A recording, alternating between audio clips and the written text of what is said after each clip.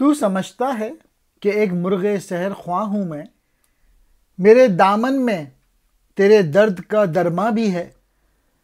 میں فقط آہوں فغاں ہی نہیں رکھتا کہ میرے آشیانے میں کلید چمنستاں بھی ہے۔ یہ جہاں میری نظر میں نہیں جز راہ گزر، ہم سفر کوئی نہیں گرچہ مسافر ہیں ہزار۔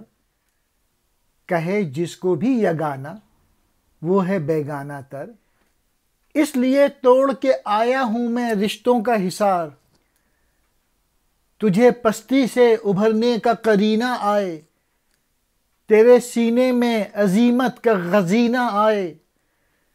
میرے نغمے کے سمندر میں جو غوطہ زن ہو، مثل گوہر تجھے طوفان میں جینا آئے۔ علامہ اقبال کہہ رہے ہیں کہیں تو یہ نہ سمجھ کہ میں صرف صبح کے وقت چہچہانے والا پرندہ ہوں۔ آہوں فغاں کے سوا مجھے اور کوئی چیز کا علم نہیں۔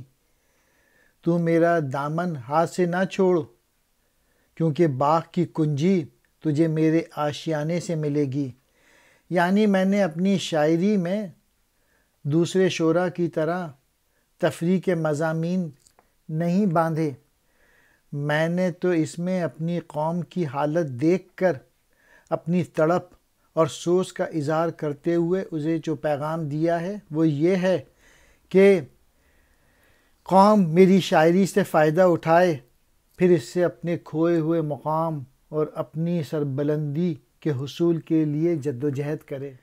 میری نظروں میں یہ دنیا ایک راہ گزر راستے کے سوا اور کچھ نہیں، جس پر ہزاروں مسافر چل رہے ہیں، لیکن میرا ہم سفر کوئی نہیں۔ میں اپنوں عزیزوں اور احباب سے ہٹ کر گزر رہا ہوں، اس لیے اپنوں سے زیادہ کوئی غیر نہیں ہے۔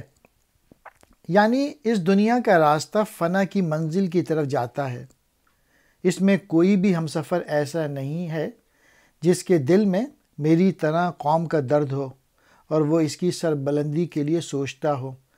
اگرچہ بے شمار لوگوں کا کسی نہ کسی صورت میں مجھ سے تعلق ہے، لیکن وہ میرے پیغام سے آگاہ ہوتے ہوئے بھی اس کو اہمیت نہیں دیتے اور یوں بے عملی کا شکار ہیں، ایکشن نہیں کرتے، ایگزیکیوشن نہیں کرتے۔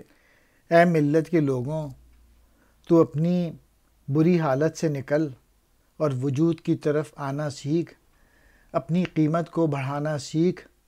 تو میری پوئٹری کے سمندر میں غوطہ لگا اور میرے طوفان میں موتی کی طرح سکون سے رہنا سیکھ۔